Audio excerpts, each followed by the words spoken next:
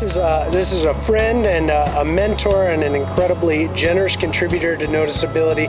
This is Peter Martin. Nice to be here. Peter, I can't thank you enough, and this is perhaps the hottest day of the summer so far. It feels like it. I'm excited to be able to take a plunge with you later. Well, I can't wait. This is an emergency. We're shut down in the dark. We did it just to pay the fee. Now there's nothing to die for. I had been an entrepreneur for 20, 25 years. And it's an art and a science. And I had started some companies and I had turned around some others. And over the course of that, I started to figure out what it takes to be a successful entrepreneur. Not that I was always successful, you win some and you lose some. But I studied myself, I studied others to try to understand what skills and what attributes really need to be there for successful entrepreneurship. As a matter of fact, I started to teach it at the university level about 14 years ago at Tufts University. Yes, I've been teaching the entrepreneurial leadership program there for all of that time.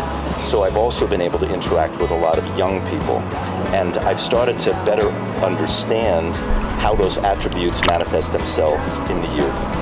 It's a little different when someone's 30 than when someone's 13 or 18, and so on. And then you and I started talking, and you started educating me, and you sent me a book, The Dyslexic Advantage, which was fabulous.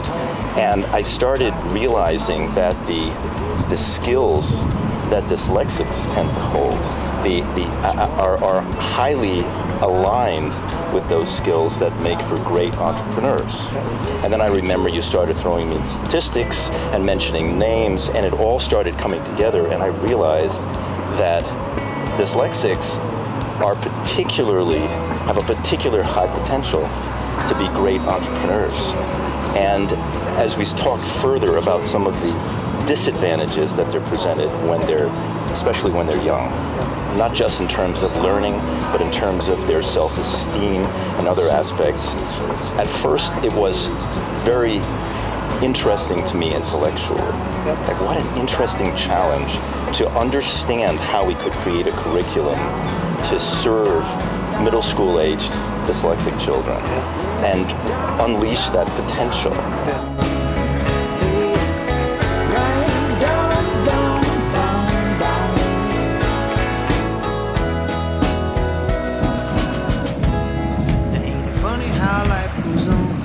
You ride high, then you might lay low. Don't get high on your own supply. Someone say first before a fall comes pride. This is my message to the world. I wanna reach every boy and girl. Not trying to say if it's right or wrong. So I'm just a love song. Going it alone from now on. We're trying to find Dean. It's not going so well. So we split up and now are looking for him.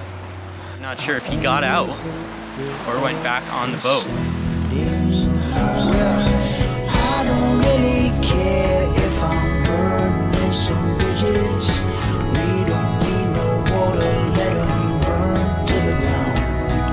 Some might fear, some of them are superstitious, but my ear is to the ground. And I walk the streets down. I don't